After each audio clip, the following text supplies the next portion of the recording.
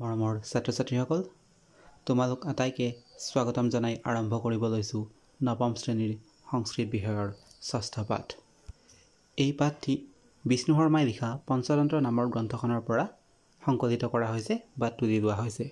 পঞ্চতন্ত্ৰ, পঞ্চ মানে পাঁচ আৰু তন্ত্ৰ মানে হৈছে আখ্যানৰ সমষ্টি। পঞ্চতন্ত্ৰ গ্ৰন্থখনত পাঁচটা তন্ত্ৰ বা আখ্যান আছে। সেইকেইটা হৈছে মিত্ৰভেদ, মিত্ৰ সংপ্ৰাপ্তি, কাকুলুকীয়, লব্ধপ্ৰনাশ আৰু অপৰীক্ষিতকাৰিতা। খ্ৰীষ্টীয় প্ৰথম শতিকাৰ পৰা পঞ্চম শতিকাৰ ভিতৰত ৰচনা কৰা গ্ৰন্থখনত সৰ্বমুঠ ৭০টা কাহিনী আৰু প্ৰায় ৯০০টা শ্লোক আছে। বিভিন্ন পশুপক্ষী তথা জীৱ জন্তুৰ কাহিনী সন্নিৱিষ্ট নীতিমূলক গ্ৰন্থখন মহিলাৰূপ্য নগৰৰ ৰজা অমৰ শক্তিৰ মূৰ্খ পুত্ৰসকলক জ্ঞান দিয়াৰ উদ্দেশ্যে বিষ্ণু শৰ্মাই ৰচনা কৰিছিল।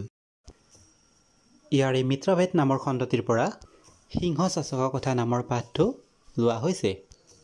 সিংহ মানে তোমালোকে জানাই সিংহ আৰু চ-6 মানে শহা, অৰ্থাৎ সিংহ আৰু শহাপহুৰ এটা কথা ইয়াত বা সাধু ইয়াত দেখুওৱা হৈছে। এটি সৰু অথচ বুদ্ধিমান শহাৰ হাতত কেনেদৰে এটা বলৱান সিংহৰ মৃত্যু হয় তাকে এই পাঠটিত দেখুওৱা হৈছে।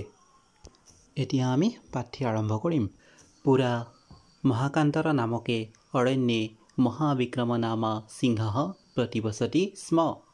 পুৰা পুৰণি কালত মহাকান্তাৰ নামকে মহাকান্তাৰ নামৰ অৰণ্যত মহাবিক্ৰম নামা মহাবিক্ৰম নামৰ সিংহ এটা সিংহই প্ৰতিবসতি স্ম বাস কৰিছিল।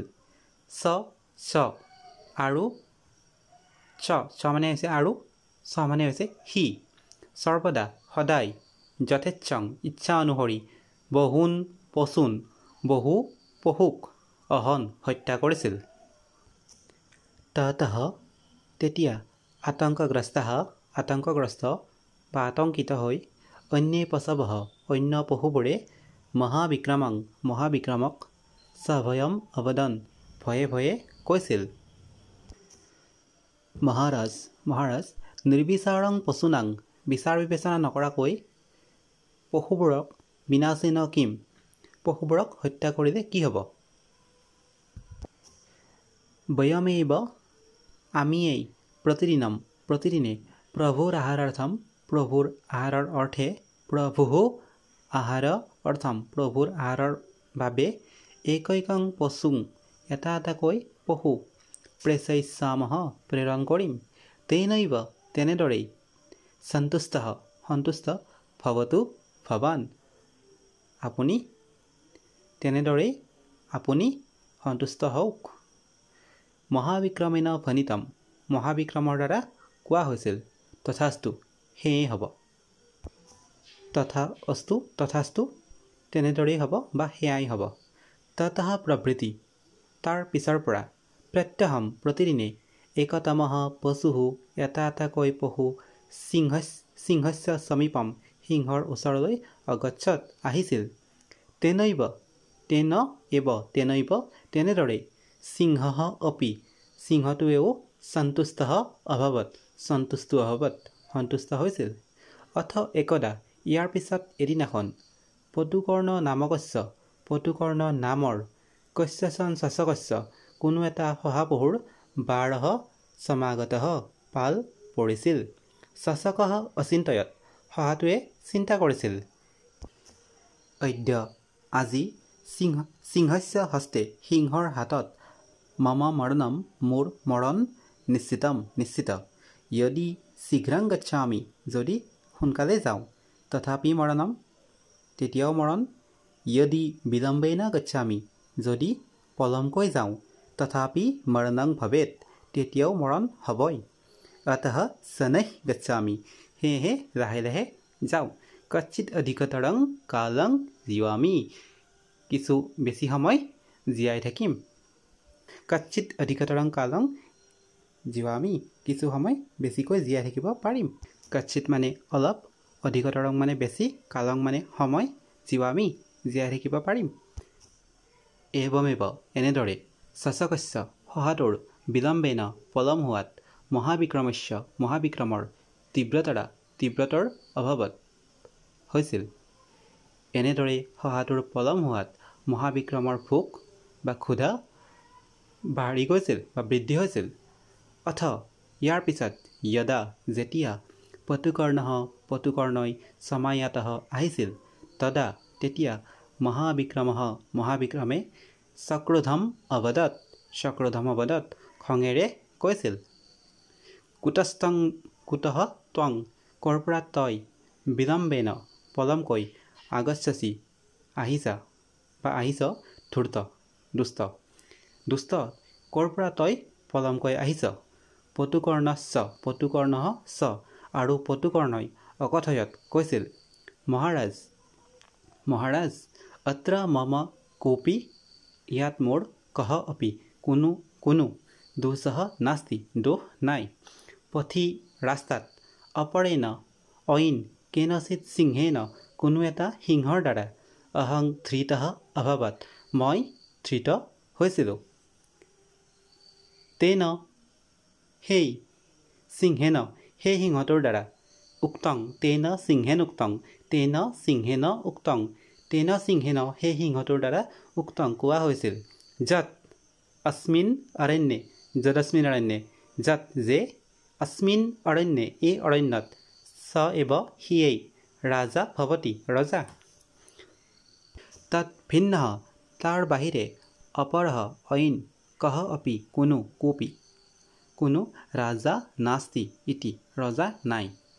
তথাপি পুনৰাই আগমিচ্ছামি আহিম ইতি বচনং দত্ত্বা আহিম বুলি কথা দি কথমপি আগচ্ছামি কেনেবাকৈ আহিছোঁ। তথাপি পুনৰাই আহিম বুলি কথা দি কেনেবাকৈ আহিছোঁ। শ্ৰুত্বা শুনি পেলাই মহাবিক্ৰমে ক্ৰোধেন আহ খঙেৰে কৈছিল। ক্ৰোধেন মানে খঙেৰে, আহ মানে ক'লে। শ্ৰুত্বা শুনি পেলাই মহাবিক্ৰমে খঙেৰে ক'লে, কুত্ৰ বৰ্ততে ক'ত আছে চ দুষ্টসিংহ সেই দুষ্টসিংহটো, অৰ্থাৎ সেই দুষ্টসিংহটো ক'ত আছে। তৰ্ণং গত্বা শীঘ্ৰে গৈ মাং দৰ্শয় মোক দেখুৱাই দিয়া। নুনম নিশ্চয়কৈ অহং দুয়োটা শব্দ সন্ধি হৈ আছে। নুনম অহং নিশ্চয়কৈ মই তং হনিস্যামি তাক হত্যা কৰিম। ততঃ তেতিয়া পতুকৰ্ণই কস্যচন কোনো এটা গভীৰস্য কূপস্য গভীৰ কুৱাৰ জলে পানীত মহাবিক্ৰমৰেই প্ৰতিবিম্বং দৰ্শয়িত্বা প্ৰতিবিম্ব দেখুৱাই অবদত কৈছিল, পশ্যতু ভৱান আপুনি চাওক, ভৱতঃ ভয়েন আপোনাৰ ভয়ত, সহ অধুনা সি এতিয়া কূপম আশ্ৰিত্য কুৱাত আশ্ৰয় কৰি বৰ্ততে জীয়াই আছে। ততঃ তেতিয়া মহাবিক্ৰমে সকূপম খঙেৰে কূপং প্ৰবিশ্য কুৱাত প্ৰৱেশ কৰি জলনিমগ্নঃ সন পানীত ডুবি স্বয়ং নিজেই পঞ্চত্বং গতঃ মৃত্যুবৰণ কৰিছিল। অতএৱ উচ্যতে সেয়েহে কোৱা হয়, বুদ্ধিৰ্যস্য বলম তস্য নিৰ্বুদ্ধেস্তু বৃথা বলম কৌশলেন হি যৎসাধ্যং ন তৎসাধ্যং পৰাক্ৰমঃ। বুদ্ধিৰ্যস্য শব্দটো বুদ্ধি আৰু যস্য এই দুটা শব্দৰ দ্বাৰা সন্ধি হৈ আছে। বুদ্ধি মানে বুদ্ধি, যস্য মানে যাৰ। নেক্সট নিৰ্বুদ্ধেস্তু এই দুটা শব্দও এইটো শব্দও নিৰ্বুদ্ধে টু মানে কিন্তু, নিৰ্বুদ্ধে মানে বুদ্ধিহীনৰ। এইটো নিৰ্বুদ্ধে আৰু টু এই দুটা শব্দৰ দ্বাৰা সন্ধি হৈ নিৰ্বুদ্ধেস্তু হৈছে। বুদ্ধিৰ্যস্য বুদ্ধি যাৰ, বলম তস্য তাৰ বল আছে। নিৰ্বুদ্ধেস্তু কিন্তু বুদ্ধিহীনৰ বৃথা বলম বল বৃথা। কৌশলেন কৌশলৰ দ্বাৰা বা নিপুণতাৰ দ্বাৰা যৎ সাধ্যং যিটো সাধন কৰিব পাৰি, ন তৎসাধ্যং পৰাক্ৰম বা শক্তিৰ দ্বাৰা সেইটো সাধন কৰিব নোৱাৰি। অপিচ আৰু কোৱা হৈছে, নিহত্য গাহ শতং লোকে ব্যাঘ্ৰোপি হন্যতে স্বয়ং মহাবিক্ৰম নামাপি সিংহো যথা নিপাতিতঃ।